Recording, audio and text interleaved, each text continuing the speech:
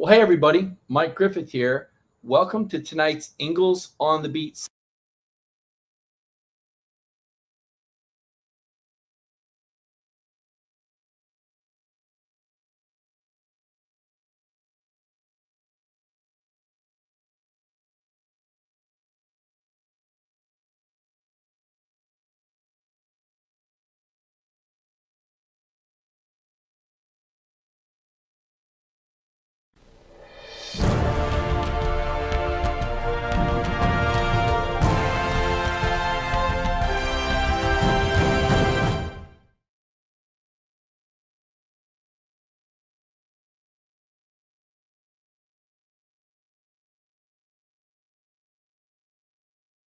Tonight's Ingles on the Beat segment. And welcome to the show. Excited to be back live on a Monday night. Just me, no guest tonight. We have plenty of things to talk about, probably more than we wish we had to talk about. There's been some news on the Georgia front. We knew there would be, but not Friday. Not Friday. Kirby wasn't ready to talk about all the transactions going on. And we were on Kirby time. Kirby will talk about it when Kirby's ready to talk about it. As far as what happened with Scott Cochran, and then which he knew Friday, because actually Will Muschamp has been working with special teams since last week. So the Georgia team already moving forward, and it was shocking. It was disappointing. It's concerning. Anytime a person has to take time away from work, in order to focus on their mental health, as Kirby Smart said, you worry about that, Coach. And we're going to talk more about Scott Cochran and what that means that he's currently not coaching special teams and that Will Muschamp is in his place. We're going to talk more about that later. But I got to start out with the latest ridiculousness from ESPN. This is really preposterous. I don't want to use the word stupid or ignorant, because Adam Rittenberg is a guy that I respect and I like his stuff. He covers the Big Ten primarily. But to say that Georgia is the biggest underachiever is really that is just a really bad take. And I'll tell you why. Listen, we all know that Georgia hasn't won the national title since 1980, but that's not the only grounds for success in college football. Winning conference championships does matter. It's not an all or nothing sport. If it was, we'd be holding teams like Yale and Vanderbilt up high because of what they did 100 years ago. It's really more about the consistent success. I'm going to give you an example.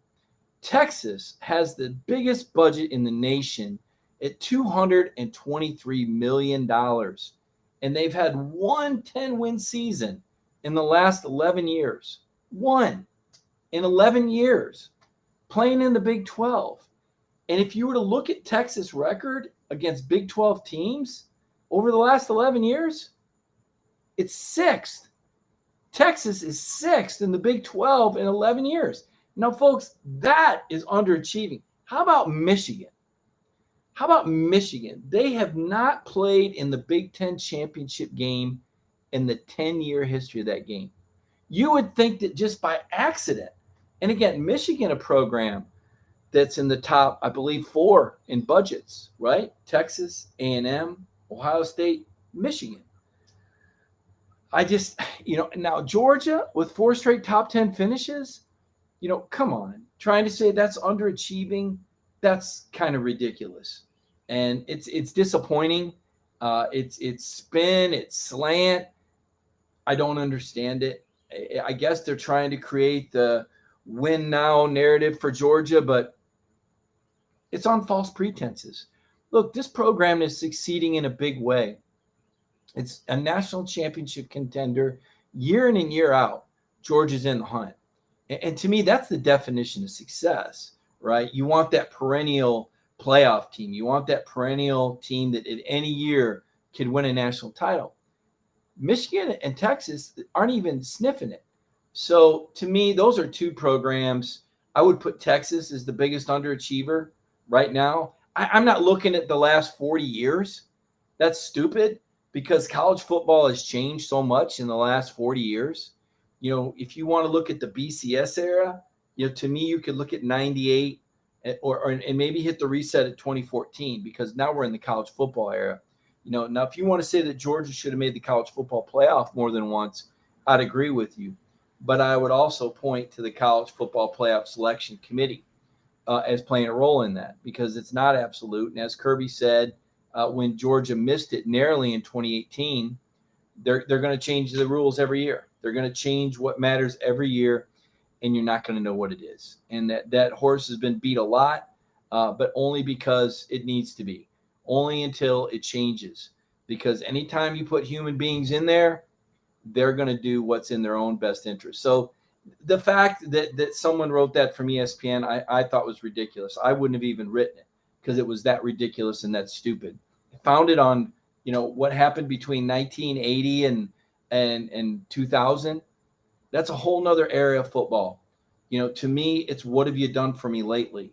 I'd look in a 10-year window max, because I think college football has changed that much. Rules changes, certainly now with NIL, college football playoff versus BCS. I don't get that. And I feel bad that Georgia fans had to read that drivel, that they're being brainwashed into, you shouldn't feel good about it's what a bunch of garbage. Maybe people should look into their own backyards and look in the Big Ten, where Michigan hasn't done anything, despite paying Jim Harbaugh, $7-8 million a year? How long has he been there? 7 years. He still hasn't won his own division.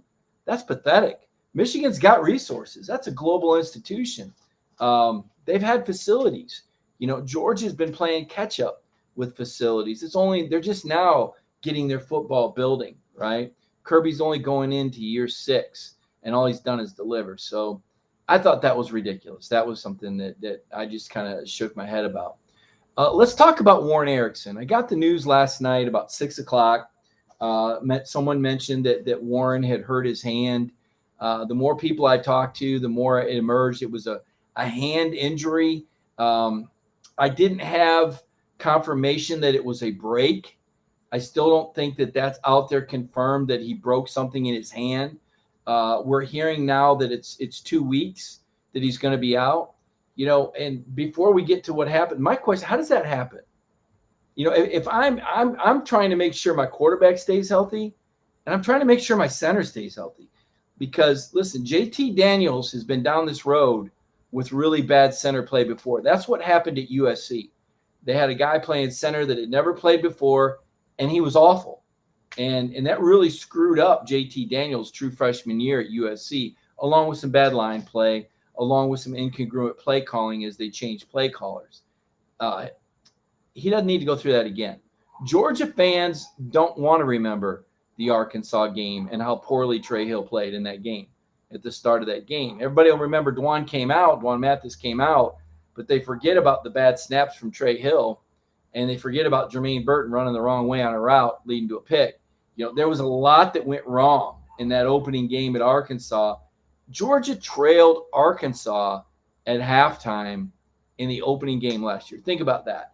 For all the preparation, for all the hard work, they trailed Arkansas at halftime. All right, that's not going to happen this year. That's not going to happen. This team is so much further ahead, so much better prepared.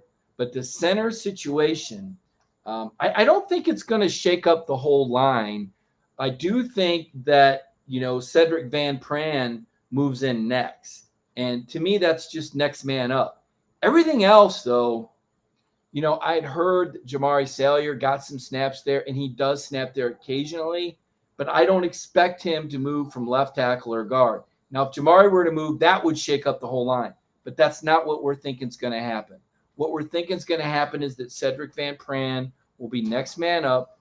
The battle at guard will continue. Do they use Xavier Truss at left tackle and move Salyer inside, which pushes Ratledge out of the lineup? Or do they use Jamari at left tackle and go with Ratledge and Schaefer at guard? We're not really sure. Warren McClendon seems to be set at right guard. Warren McClendon seems to be set at right tackle. Justin Schaefer seems to be set inside at guard. But to me, the McClendon injury, if he's not able to go, and nobody has said that. Remember, Kirby hasn't even commented on this. and he won't. Kirby's not available to the media again until next Saturday. So tomorrow we'll talk with Dan Lanning, and then I think we get Monken later in the week. But then Kirby will talk Saturday, and by then the whole Warren Erickson thing will be old news, and he'll tell you, oh, that's old news, guys. We expect him back this week or something to that effect. It won't really be a big news story, I don't think. I think right now it looks like Cedric Van Pran is next man up. I don't think, based on how Van Pran performed in the spring, I don't think this is a game changer for Clemson. Even if Van Pran goes instead of Erickson, JT calls a lot of stuff at the line. Yes, the center identifies the Mike linebacker and everybody works off that. But JT flies the jet from the line, and I think this is a Georgia team that'll be very prepared. I really do. I'm not really sure about the running back position. I did want to talk about that. Kirby sent out James Cook last week to talk to the media, and we try to read between the lines when Kirby sends this guy. Like, why is he sending this guy? I think James Cook is going to be a big factor in that opening game against Clemson, because if there's one thing that you absolutely have to do if you're Georgia in that football game, it's emerge with JT Daniels upright and healthy. You have to keep him healthy. You have to keep Clemson off of your quarterback. They tied for the nation's lead with Pitt last year for the most number of sacks. I believe that 45. So this is a team that's going to get after you, one, by their nature, but two, the game plan against JT Daniels is to bring pressure. Because if you sit back, JT can pick you apart. He has the accuracy and he has the acumen to know where the receivers are going to get open and when they're going to get open. So the plan, if you looked at last year, when teams played JT, they brought heat. I don't think that's going to change. So Georgia has to have an answer. And the answer is to get rid of the ball quickly or to run the ball effectively. Now, we're not really sure how effective Georgia's going to be able to run the ball against this Clemson front. It's one of the best in college football. And the offensive line, as we've talked about, is still not really settled. It certainly isn't the Great Wall, but I think they're a good line, but they couldn't dictate the run against Florida last year. They couldn't dictate the run against Cincinnati. I don't think they're going to just line up and go downhill at Clemson. I think they're going to have to throw to set up the run. And you got to do that by you got to keep your quarterback clean. So that means a lot of dump offs, a lot of quick passes. I think the game is going to look a lot like the G-Day game did. Remember all those dump off passes JT had to the backs? And he said, if you're going to take him away downfield, he'll do that all day. If he can get James Cook in the open field on a 2 or a 3 yard swing downfield, and James is isolated with a linebacker or a safety in the open field, Georgia will do that all day. They'll make a living off of it.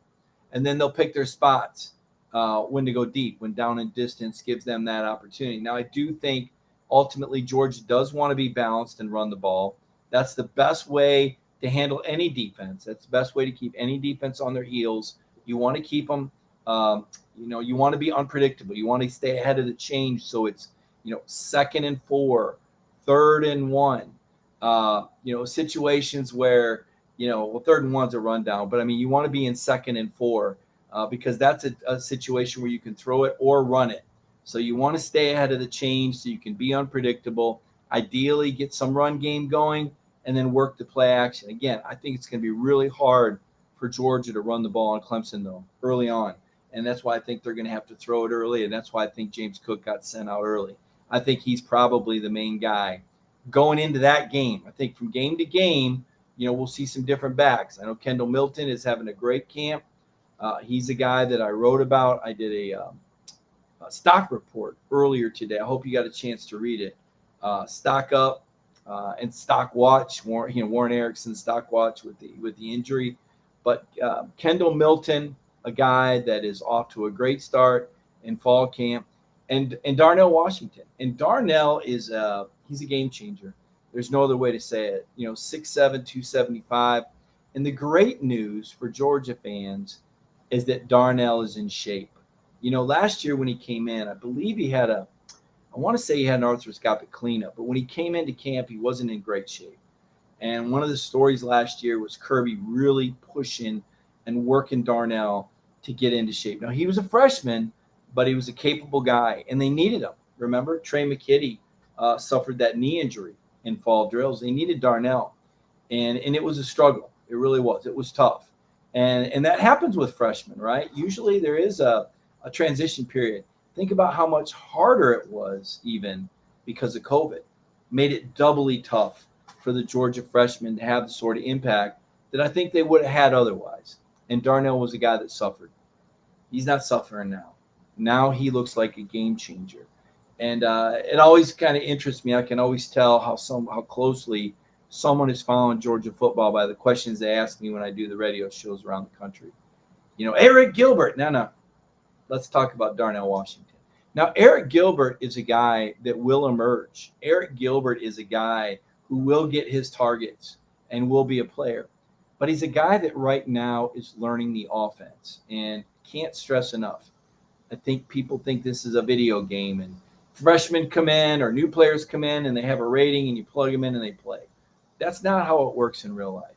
In real life, you plug them in and they get better from week to week to week as they learn the offense, as the quarterback gets comfortable with them, as they get comfortable with their route concepts and they get the timing. That's how real life works. Eric Gilbert is a guy who will continue to emerge as the season progresses. I don't think we're going to see Eric Gilbert catching 10 balls in the first game or even targeted that much. Again, I think there's going to be a lot of short passes. I think the tight ends will be big in this game. I think the running backs will be big in this game. I think Kearis Jackson, if he gets healthy, right? We were a little surprised Friday when Kirby told us that Kearis Jackson wasn't cleared yet. I thought Kearis, after missing 4 or 5 weeks in the summer, Kirby told us, on account of a arthroscopic knee procedure, I thought he'd be ready to go. It could be that because Kearis knows the scheme so well and has had so much work with JT, they might be working Arian Smith in there, because Arian is a guy that needs extra work. Clearly, the fastest guy on the team, no bones about it, ran a 4.21 or a 4.23 on their combine day. But he missed spring, much of spring, I should say, because he ran track. So Arian Smith is a guy they're playing catch-up on. He's a weapon. I think they're going to use him in the slot along with Kearis. I think Burton plays outside at the Y. No, excuse me, at the Z. And I think at the X, that's where you're going to have Eric Gilbert, Marcus Rosemy-Jacksaint, and Adonai Mitchell. Adonai Mitchell is in the mix at the X. He's a guy that can really stretch the field. None of them are George Pickens, so let's just get that out of the way. But Gilbert's a big target. Jacksaint is a great route runner, great hands. And Adonai Mitchell is a guy that can really fly and stretch the field. So you've got some different sorts of weapons. And I'm not sure if you saw the quote Friday, but I did, and I wrote about it. I wrote a whole story about it, about Kirby Smart saying that the Georgia offense is closing the gap when we compare them to Alabama last year, LSU 2 years ago. Now, Kirby pointed out correctly that Alabama had 4 first-round draft picks at receiver over those 2 years, right? You remember that. Ruggs, Waddle, Devontae Smith, and I'm forgetting the last one. It was 2 years ago. They've had 4 guys that were drafted in the first round. LSU had 2 first-round picks, and Joe Burrow, by the way, and Clyde Edwards-Helaire, a first-round back. Alabama also had a first-round back. Kirby said, I don't know if we have 4 first-rounders in our receiving core, but he thinks they're good. I would agree. There's not 4 first-rounders in the receiving core. I've said that over and over. It's not the Alabama receiving core. It's not the LSU receiving core, but it's still pretty doggone good. And we've heard JT Daniels talk about that and talk about just how good it is. Let's see here. I'm looking to see if we've got some comments. Appreciate you guys joining me here tonight. Let's see here. What is this on my screen? Still working on this. Still working to get this thing down here. Yeah, so let's dig in now about the Scott Cochran situation. When Kirby hired Scott Cochran from Alabama, there were a lot of people, including myself, that thought it was a great hire. And in hindsight, it probably was at that time. Scott Cochran is a guy that brings a lot of energy. He's a guy that had never had an opportunity to be an on-field coach, and Kirby Smart wanted to give Scott that opportunity, and he did. But life happens, and I feel like, and again, I don't know the situation, the circumstances, and I don't really want to speculate, because I don't know. I don't know. What I do know is that it's been a tough year with COVID. That's the one thing I'll say universally for all of us, is I would say that the things have not been normal. These have not been normal circumstances, period. I think in general, and again, not speaking on Scott Cochran, but in general, I think that we see a lot of people that have had mental health challenges. We saw JT Daniel talk about that, being isolated, being 2,000 miles away from home, not having success, not being able to play. And JT was smart enough to reach out and talk to the team psychologist, and it helped him, and it got him prepared so that when he had his opportunity against Mississippi State, he was ready. And I think this is a culture phenomena that's challenging a lot of people. So again, I don't want to speculate, because I don't know the details on why Cochran is gone, other than what Kirby told us, to work on his mental health. But as I look at the world from 10,000 feet, I say it's been one heck of a year, and I think everybody wishes the best for Coach Cochran. Now, Georgia is in an incredible position to handle this. The momentum will not stop. That's no disrespect to Scott Cochran, but it is respect to Kirby Smart and the way he's built this program. This program is built to sustain. And I said it this morning. Football, by its very nature, is a sport of resiliency. As somebody that played it myself and loved being a running back, you get knocked down, you get back up and run to the huddle, right? That was the fun of it. Every time you touched the ball, you knew there's a pretty good chance you're going to get knocked down. That's part of it. You're testing yourself against the resiliency. Many of you played the game, played other positions. There's going to be contact. You're going to get knocked down. You're definitely not going to win every battle. And part of football is having the toughness and the gumption to be able to respond and bounce back. And that's what this Georgia football team is built to do. Now, that said, you got to remember, Kirby hired the special teams coach from Louisiana in February. Robbie Drisher, I think his name is. And Robbie was a national special teams coordinator of the year at Oklahoma State in 2014 and at Toledo. So Kirby's kind of got an ace up his sleeve. So he had this coach on his staff already, who had some great concepts that he was bringing as an analyst role, and he's still there. And then you talk about Will Muschamp, and Will is a guy, I got to tell you, I've heard nothing but great things.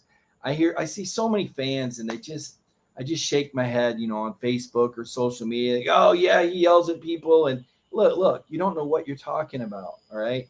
Don't confuse Will Muschamp's sideline demeanor at South Carolina with the role he plays at Georgia, because it's different, right? When you're the head coach, you've got to bring the juice on the sideline.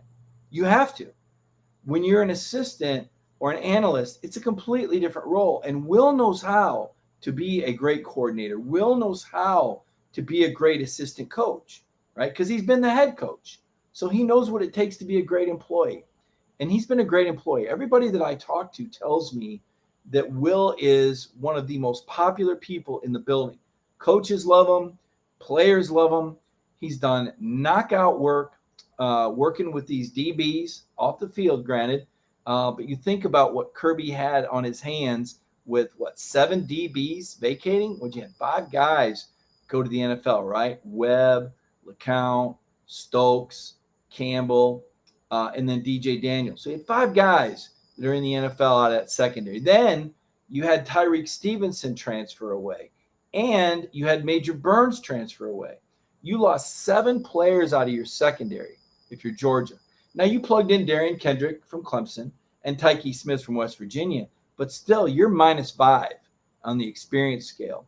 Kirby had a massive, massive project on his hands when the draft and Stokes and some of those guys went early. The fact that he's been able to replenish and coach these guys up. That's a tribute to Kirby. It's also a tribute to Coach Adai, and I believe it's a tribute to Will Muschamp. You've got a lot of attention. You got a lot of expertise. Think about all that expertise between Muschamp and Kirby coaching in the secondary. How much knowledge is in that room when you break it down? Then you throw in Adai and his ability to communicate with the players and relate, and the work that he's done himself. Also a former big-time college football player. You look at Kirby and Will and Adai, you're talking about 3 big-time college football players back in their day. So I think that's an ideal situation. I can't imagine a secondary that's getting any more coached up than Georgia's secondary has been. And I think that may be why when Kirby talked about the most pressing need, he mentioned replacing Azeez Ojulari. I mean, let's face it, your secondary is only as good as your pressure. Nobody can stay in coverage forever. It's going to be really important that Nolan Smith or Trayvon Walker or Adam Anderson or all of them can bring the heat like Azeez. And I don't think it's a given. Azeez led the SEC in sacks. He was a very, very special talent. I think the NFL is going to find that out. I think this is a good time to take a break. When I come back, I want to answer your questions. I'm going to talk to you about some of the stories I did on Clemson with offensive lineman Matt Brockhart, as well as DJ Uiagalelei. I had to write his name enough times that I feel comfortable pronouncing it. Some of the things that they said, and also what Justin Ross's return to Clemson might mean. Lewisine talked a little bit about the Clemson Tigers on Friday. But right now, let's take a break. Let's recognize our sponsor, Ingles. It's in our hearts to feel for you. There's been ups and downs, turnarounds, good days and some bad. But we stand together for worse and for better. We'll always have your back. With open arms, heart to heart, hand in hand. Community strong. I want to thank Ingles again for bringing the program to you every Monday night. Certainly a program that I enjoy. I enjoy talking with you, enjoy sharing what I've learned on the beat throughout the week. I put some stuff up earlier.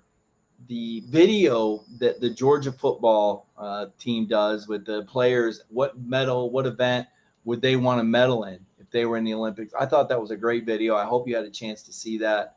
The guys cutting up, having fun. You get a chance to see a little bit of their personality. And certainly every week, we've been doing K&M Squared, Kendall Milton and Kenny McIntosh. I hope all of you have been able to watch that program. We run it on Sunday nights right here on this channel at 8 o'clock. You can catch it on YouTube or our Facebook page as well. And a really nice opportunity to see Kendall and Kenny talking football, cutting up, having some fun with one another.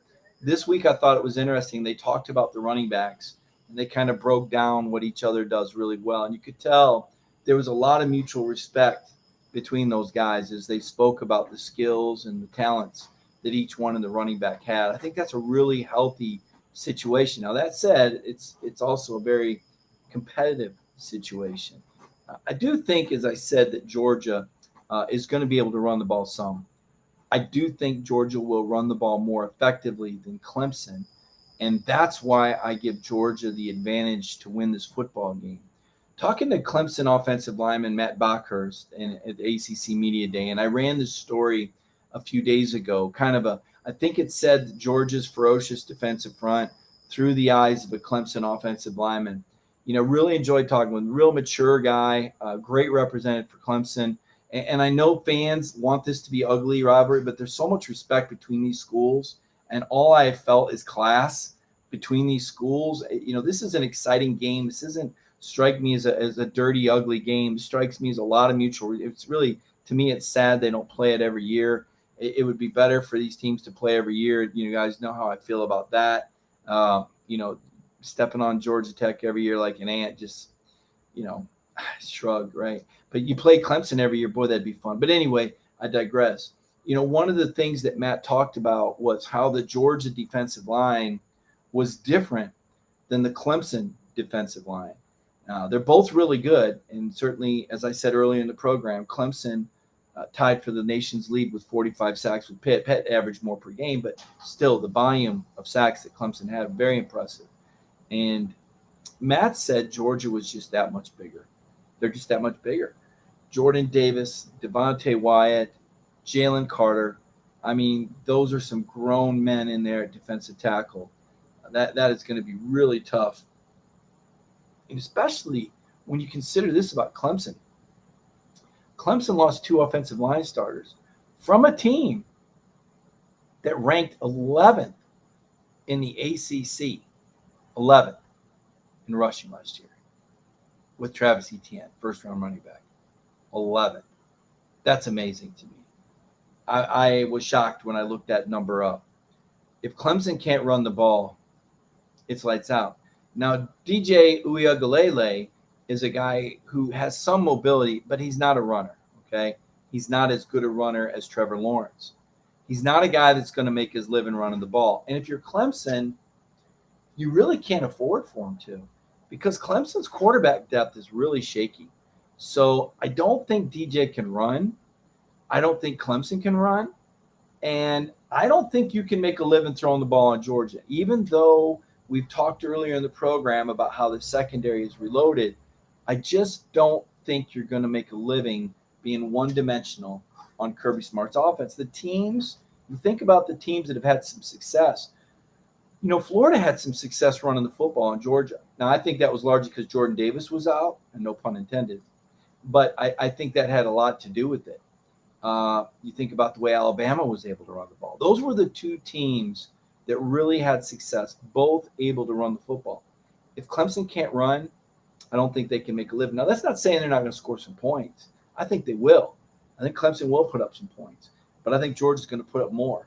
And again, I don't think this game is necessarily going to be particularly close.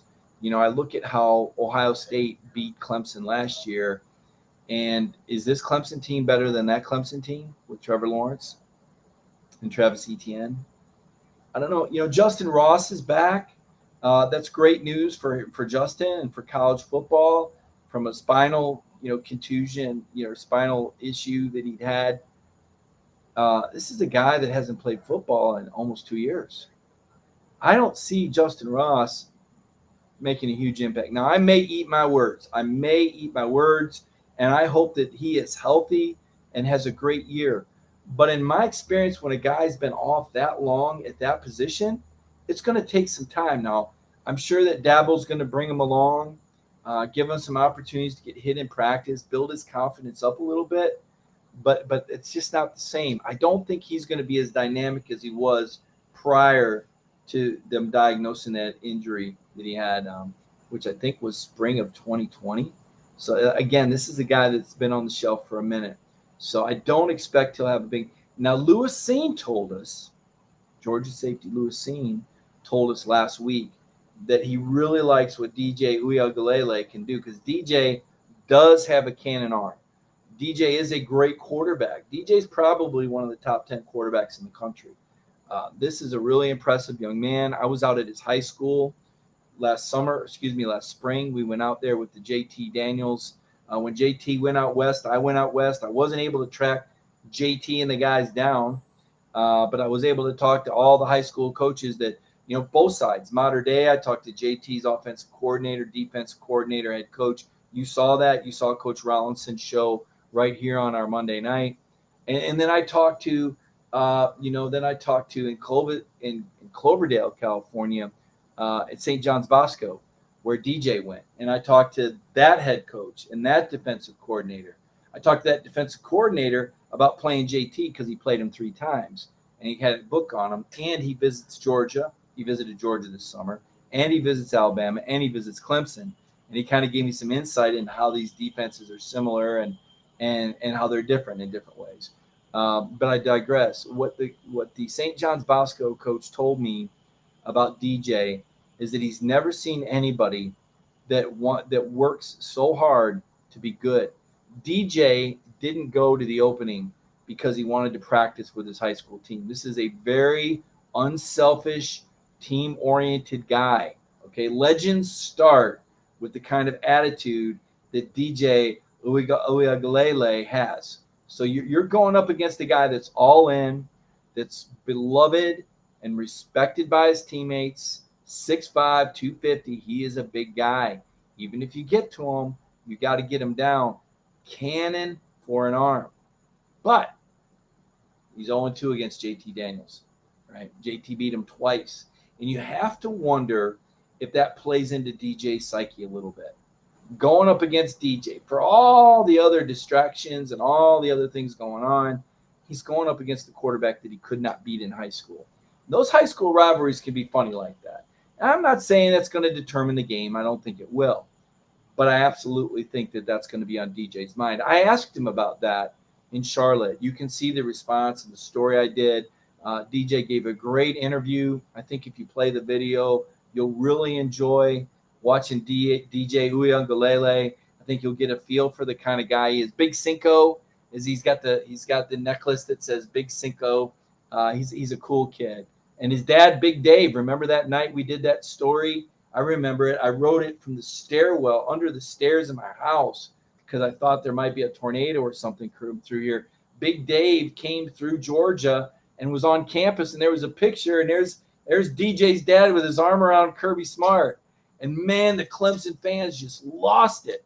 They were so upset that DJ's dad was on campus posing for a picture with Kirby. But DJ's little brother is a defensive end, and he was being recruited, right, by Clemson, Alabama, and Georgia. And Dave was here.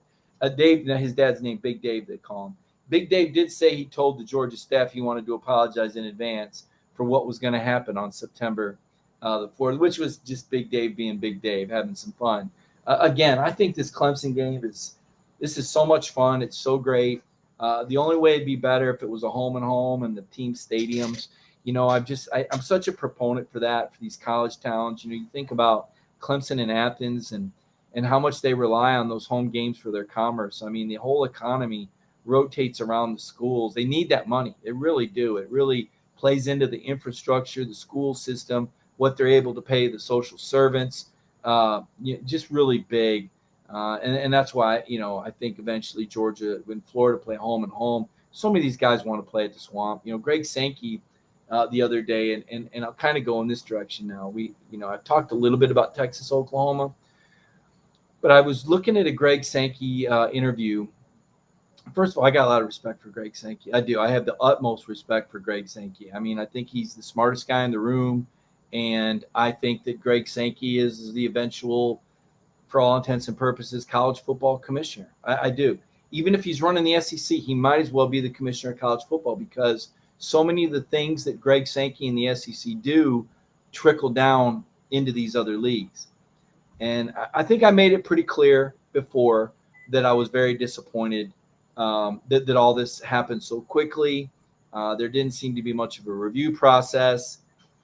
I dare say backdoor deal. I didn't like it, but it's happened. And now I study it more closely. And I put myself in Greg Sankey's shoes. You're Greg Sankey. You have the best conference in college football. And you want to make sure you continue to have the best conference in college football. Texas and Oklahoma come to you and say they want out of the Big 12 and say they want to join your league. Your first inkling might be, we're doing just fine, thank you. But then you think to yourself, if we don't take them, somebody else will. Somebody else could have been the Big 10. Somebody else could have been the Pac-12. Not to say that would make those leagues better than the SEC, but if somebody's got to take Texas and Oklahoma and you're the SEC and you got first crack, I think you got to take them. Now, that doesn't mean I think it's, there was a whole lot of integrity or upfront, transparency with Texas and Oklahoma with their Big 12 brethren. I think they backstabbed them. I think they undercut them. I think it's horrible. This Oklahoma AD, again, Joe Castiglione, you realize this is the same guy who was on the College Football Playoff Committee. So when I challenged that he would maybe not be objective, oh, how dare you say that? This is a man of great integrity. He can take his hat off and do what's best for – wait a minute. You're talking about the same guy that pulled this sneaky deal to get out of the Big 12, that guy of integrity? That's the same guy we were trusting with the playoffs, huh? Okay. And if you think I'm the only one that feels this way, the Texas AD was going to be on the college football playoff committee. You know what happened recently? The Big 12 pulled him off, said, nope, we don't want him on there. Oh, okay. They don't want him on there. I got it. So that tells you what you're dealing with. Now, this is where I got a little worried. This is where the wheels started spinning. This is where Josh Brooks is going to be tested. He's a brand new AD, just like Greg McGarity was when A&M and Missouri came in the league, and they asked Georgia to play back-to-back road games against Auburn, and Georgia said, okay, we'll do it. Took one for the team, right? I hope Georgia doesn't do that again. I really hope Georgia doesn't do that again.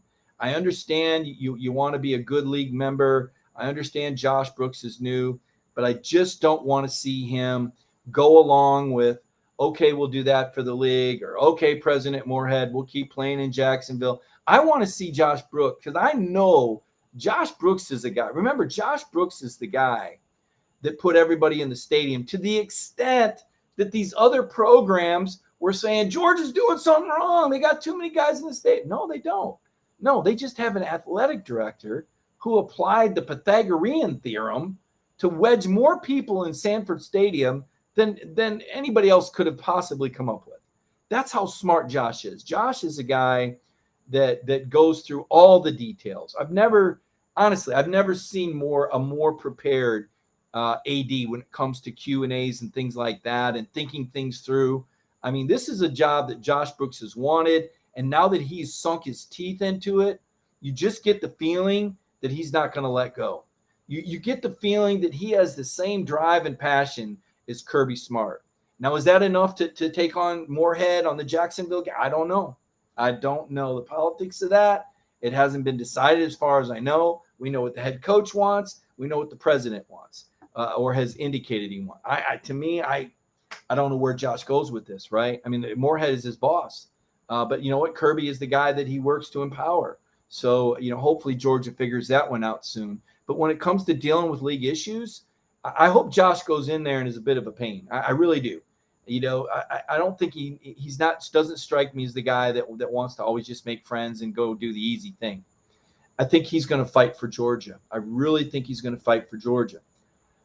That said, I think the ship has sailed on Alabama and Auburn moving to the East Division. I wouldn't have not believed that on the front end, but when I listened to Commissioner Sankey speak last week and I listened to his talking points, one of his talking points was that they wanted to do something about how often teams see one another for other divisions.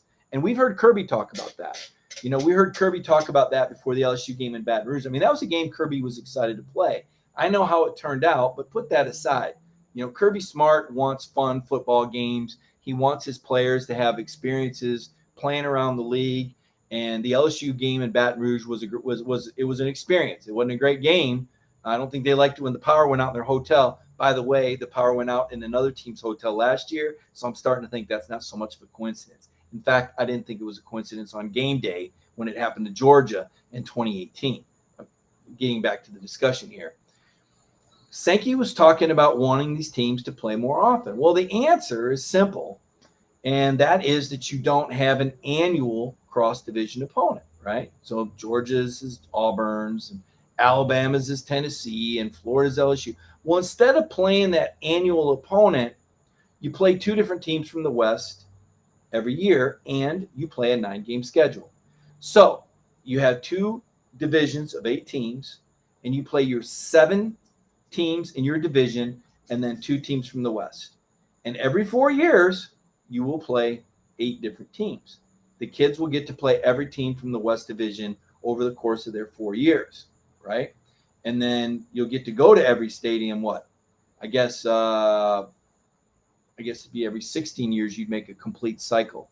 Yeah, you'd make a complete cycle. So when Sankey said that about wanting to see the teams more from the other division, here's where my mind went. You're not going to split up Alabama and Auburn. You're not going to split them up. If you're the SEC, you're not giving up the Alabama and Auburn game. That will be an annual game. That is the biggest game. It's the biggest rivalry. Not the biggest game. It's the biggest rivalry in the SEC. Alabama, Auburn, not even close. End of discussion. It's bigger than Ohio State and Michigan. I've covered these rivalries. I've seen it. I know what they mean. Georgia's rivalry with Florida is pretty big, but it's not the Iron Bowl. It doesn't have the same, level of history to it. Part of that's because Steve Spurrier dominated the 90s, right? Kirby's changing that now. He's won 3 out of 4 against the Gators, but Iron Bowl's different, and they're not going to give that game up. That game will happen every single year, and the way to do that is to keep those teams in the same division, and that's the clue that they're getting moved to the East. If they maintain the divisional format, this whole pod thing, man, this seems like something from outer space. I don't want pods. I don't want the SEC to turn into the NFL. I want college football to try to sort of be like college football. All right, the NIL, you're paying players, and now this Miami quarterback is getting a deal with the NHL team. Can somebody make sense of that for me? I mean, what in the heck is that all about? I don't even understand that. Are you trying to bring college football fans into hockey?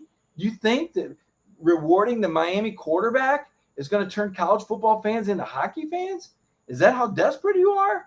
Because I don't see that. I don't see the return there. I don't get it. But Miami's also got the gym that's paying all the players. Look, Miami is going to do what they got to do to get players.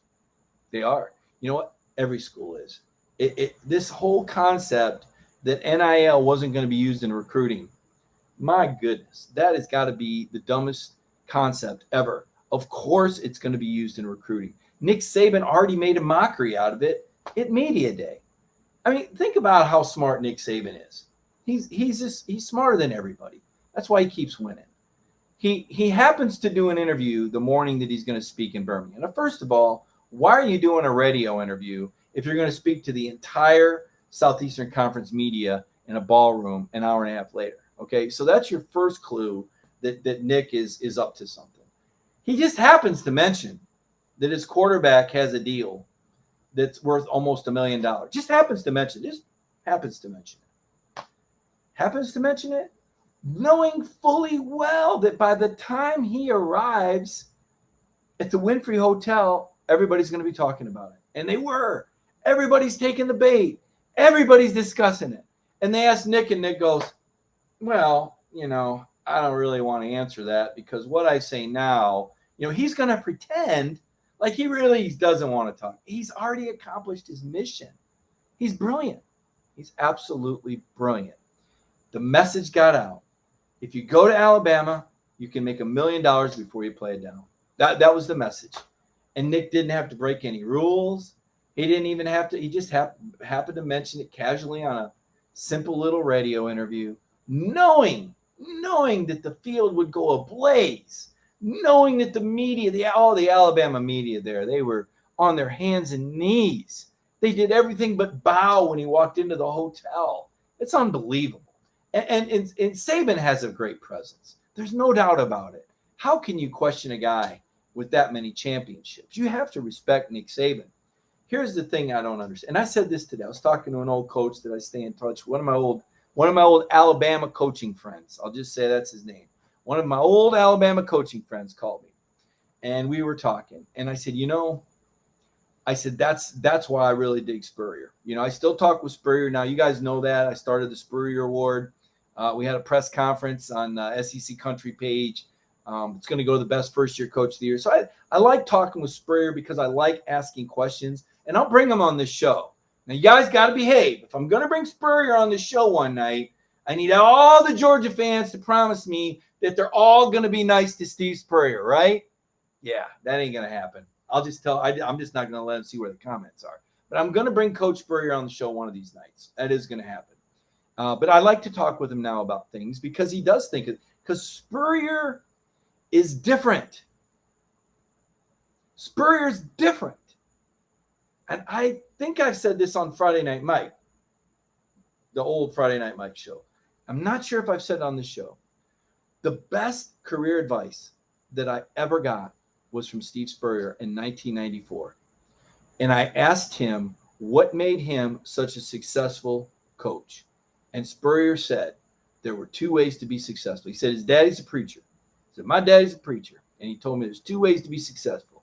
You can do it like everybody else, work a little harder at it, work a little longer, or you can do things different. And I choose to do things different, he said. And my brain, I just went, boom. That's it. Look to find a different approach. Look for the not so obvious, right? That's what a reporter should do anyway. I mean, that's no Einstein moment here. You should always try to look for ways to, and Kirby is the guy that says, if it ain't broke, find a way to make it better. But when Spurrier told me that, everything made sense. The Spurrier that those SEC teams were playing, they didn't see anything like that. And he had talent, right? You put talent with a scheme that's foreign, that you don't see week to week. They were hard to defend because Spurrier could make those calls from the sideline. He could draw it up in the sand. He could look at your defense, see what you were doing, and adjust. That's how smart Spurrier was. A couple of years ago, he won that AAF league. His team was 7-1. They were 2 games better than everybody else. The guy can coach. I know you don't like him, but the guy can coach.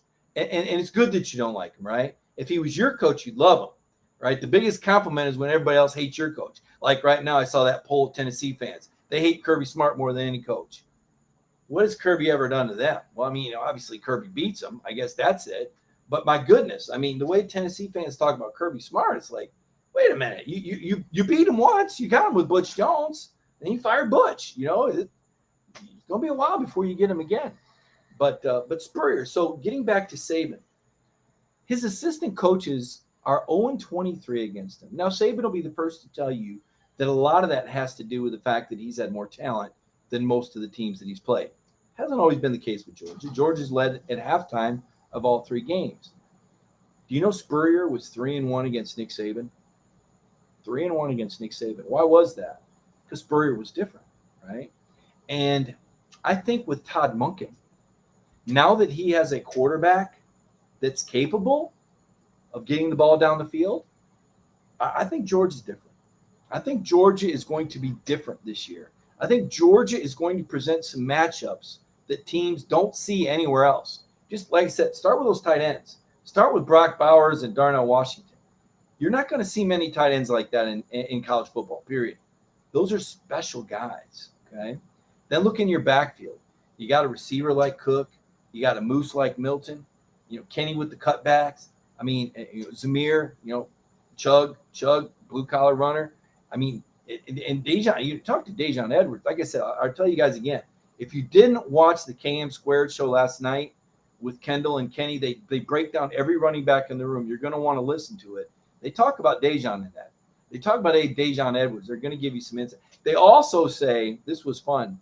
I said, which Georgia assistant coach would win a cage match? They agreed. They said it was the same guy. It will blow your mind who they said would win a cage match. I also asked them which Georgia coach would be most likely to go on Dancing with the Stars. And they agreed on that one too. And that was pretty fascinating. And you've probably seen enough locker room videos to hazard a pretty good guess. Winding down here, I want to take your questions. I've had some fun thoughts and comments. I am going to take a sip of the green tea.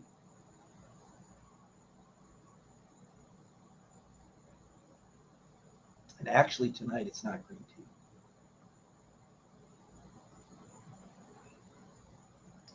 It's not green tea because green tea has caffeine. It's peppermint tea because I don't want the caffeine tonight. So let's take a look at your comments. What do we got here? Jermaine King likes the KM Squared show. Listen, I got to tell you about this last week's show too. So Kirby, these guys are working hard. I just don't think fans know how hard these guys work. These guys didn't tape the show until after 10 o'clock at night. They were gassed. They'd been up since 6 a.m. This is some of that NIL stuff, right? One of these NIL lessons. And at Dog Nation, we had worked around, when did they want to do it? They weren't able to do it Wednesday because things went long. So the kids wanted to do it Thursday. I got to tell you, Kenny and Kendall, working with these guys, there's such quality people. It makes you understand the kind of guys that Kirby's recruiting when you watch and listen to Kendall Milton and Kenny McIntosh. These kids they make you proud. You're just like, man, you are so responsible. They're like, yeah, we'll let you know, Mike, as soon as we get out. It's after 10. Me and Connor Riley, we're waiting to do the show.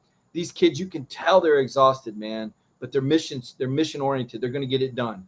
We taped that show at 10 o'clock at night, and those kids came through like a champ. I could not believe the energy they brought and the answers they brought. And it just goes to show the caliber of players and people that Kirby Smart is bringing. It would have been easy for them to just blow it up. We're not going to do it. We're too busy. That's not how Georgia rolls.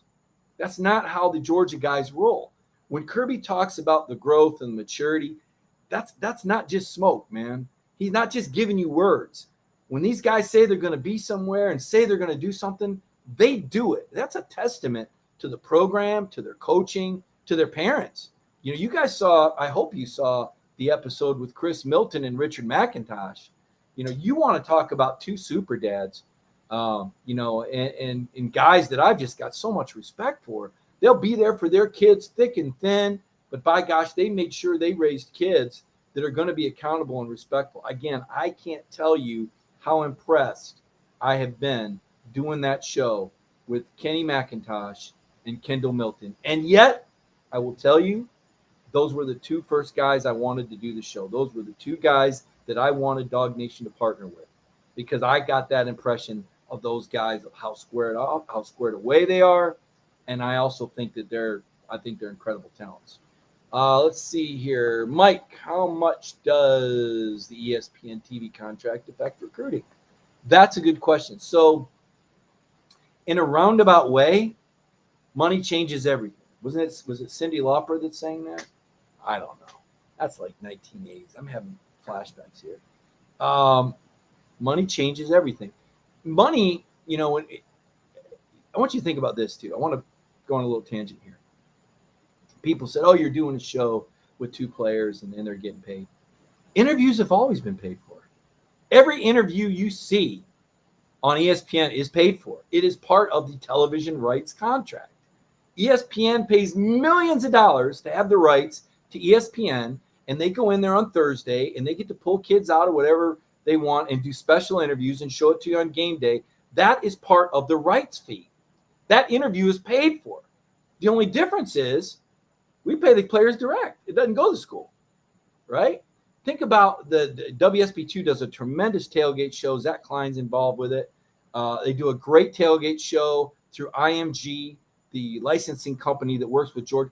They pay a fee to do that show, to be the Georgia network. The interviews are paid for, okay? They've always been paid for.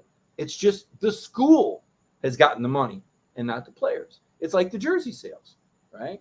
Before, when you bought a Georgia jersey, the kids didn't get the money. Now the kids get the money. So that's one thing NIL changes. And by the way, it's not like Kenny and Kendall are getting rich off this deal. Hopefully what this is for them is experience, because they are going to have opportunities in the future to do more spokesperson work for brands, and they're going to have some experience now. And I think it's kind of been a lot of fun. And so far, so good. 2 episodes left. Sunday night at 8 o'clock right here, if you haven't already seen it. And then the last episode will be live. We will take your questions. Back to your questions on this show.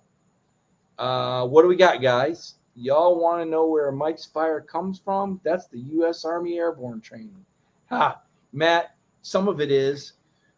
Some of it is. One of the things I learned in the military was about motivation. Motivation is the key, right? My buddy Cole Kubelik had one of his Instagram posts. I like those motivational sayings on Instagram. I don't post them myself, but I read other people's. And he said, do I struggle? You bet, but I don't quit. And that's kind of how I feel. Have things been tough? Was COVID tough? Is it tough not going to games, being isolated? You bet it is. Is it hard being a reporter and not having any, access to practices? And is that tough? You bet. It's really hard. But you got to stay motivated and you got to continue to work towards your goals. I'm not telling you guys anything you don't know, but I think it's important sometimes to step back and realize that everybody has a struggle. Even though the people that you wouldn't think have a struggle, they have a struggle, right? I thought, like, that's why when JT came out and said how hard it was for him when he wasn't playing to the point where He talked to the sports psychologist. Listen, JT had a struggle. You don't think about JT Daniels as a guy that struggled in anything.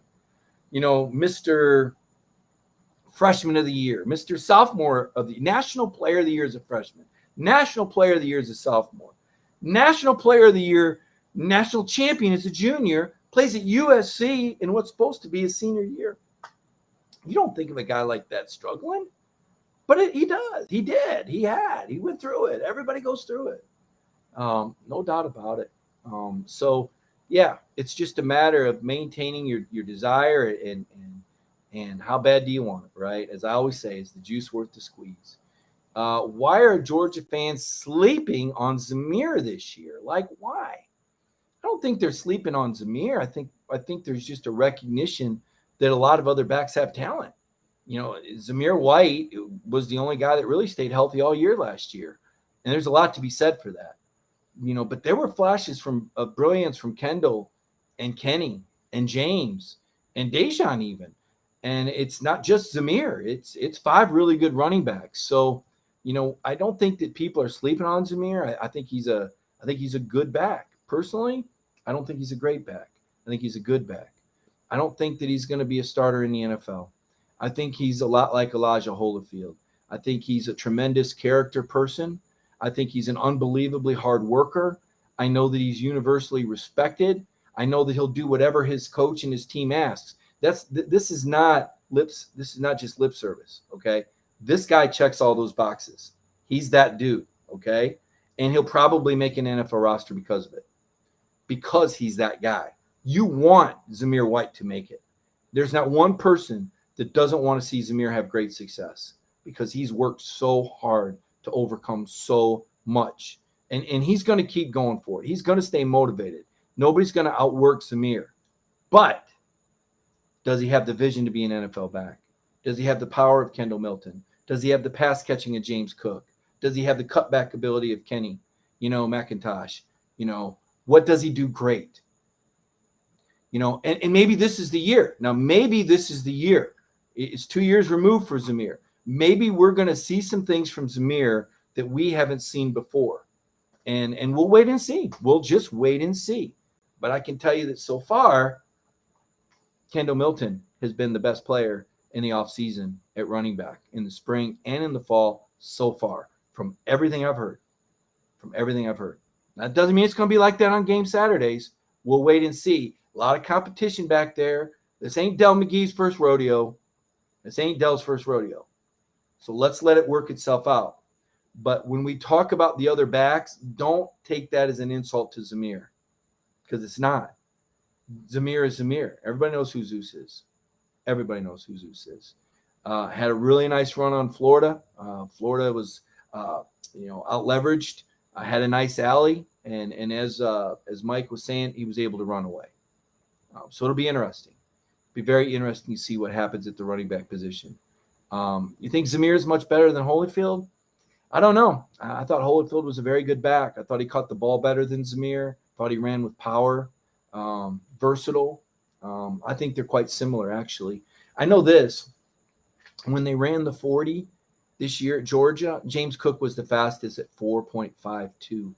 So that kind of tells you there's nobody that's a 4.3 or a low 4.4 guy. Remember, Swift was only in the high 4.4s, as fast as he looked. But Swift had that cutback, right? That vision, right? That's something that you see it and you break it, and some guys have it and some guys don't. So we can talk about. We'll have an opportunity. I think all the backs are going to be successful this year because I think Georgia's going to be able to throw the ball, and I think that's going to lead to fewer guys in the box or maybe some more guys blitzing, and Georgia's going to be able to exploit that.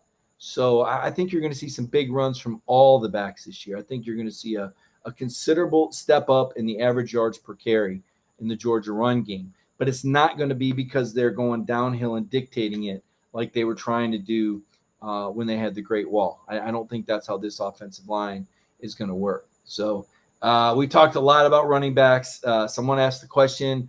I gave you a great answer. I don't know who the number one back is going to be. I think James Cook, again, is going to be big. in the opener because the game plan. I think Clemson's going to come after, and I think Cook is the best receiver out of the backfield. That's my prediction. I could be completely wrong on that. Who knows? Zamir might go for 200 yards. I don't think so, but you never know. We'll just have to wait and see. JT Daniels over under 45 touchdowns. I've said this before. It's not a JT Daniels question. It's a Kirby question, and it's also a defensive question, right? Because what Georgia does on offense is dictated by what the defense gives, okay? I can't say it any more simple than that. When I covered – people always hate when I start a sentence like this. But when I covered Tennessee, 1998 Vols, Peyton Manning had just left, and T. Martin was the new quarterback. He was a junior, but he'd only thrown like 17 career passes. In fact, I think halfway through the year, he was only completing about 50% of his passes, maybe even a little less. But they knew what they were going to do. Tennessee was going to line up, and they were going to run Travis Henry or Jamal Lewis off tackle, and you had to stop it. And when you finally stopped it, T. Martin was going to pull the ball out, and he was going to bootleg. He's either going to keep it or he's going to throw it to his tight end. That's dictating what the defense is doing. That Tennessee team was loaded. They had powerful offensive linemen that played in the NFL. They had talented running backs that went for thousands of yards in the NFL, and they had dynamic receivers that could go downfield and beat you deep. They had NFL tight end. They had all the weapons to dictate. Okay, that's not how college football works by and large now. Now it's a read game, whether we're talking about the RPO, right? The read on the run, whether the quarterback, whether he run pass options, or we're talking about JT Daniels going to the line of scrimmage and reading the defense and saying, okay, this is what they're giving me, or doing the adjustment to move that receiver in 3 more yards, or to pick up that blitz, or to audible to that run, or check down to this pass. He's going to identify what you're doing and take. Now that sounds great. The trick is, can you get everybody on the offense on the same page so that when JT changes the play, is everybody going to be cognizant enough to get it and adjust fast enough? Is that receiver going to make the same read on that cornerback that JT Daniels is? That's the trick. The trick is in the execute. The plan's great. The trick is in the execution. But that's what JT and Georgia wants to do this year. So when you ask me how many touchdown passes, if they're at the 3-yard line and it's 3rd and 3, and JT realizes that there's not enough guys in the box, he's checked to a run, right? Or if it's 3rd and 3 at the 3-yard line and they're packing the box with 8 guys and JT sees single coverage on Darnell Washington or Jermaine Burton, he's going to take that matchup. It's going to be dictated by what the defense does. That said, I'm going to say Georgia's going to play minimum 14 games. That would mean an average of more than 3 touchdown passes per game. That's tough. That's really tough. That's about right. If they play a 15-game season, more than 50. Yeah, if they play 15-game season, I'd say more. If they play 14-game season, I would take slightly under, only because I think there'll be some games that JT comes out in the fourth quarter. Remember Jake Fromm? Jake Fromm could have had a Heisman Trophy year in 2018, but they took him out of the fourth quarter every game the first half of the year because they were so darn worried about giving somebody else reps, right? I do think there's going to be some of that, not a lot of that.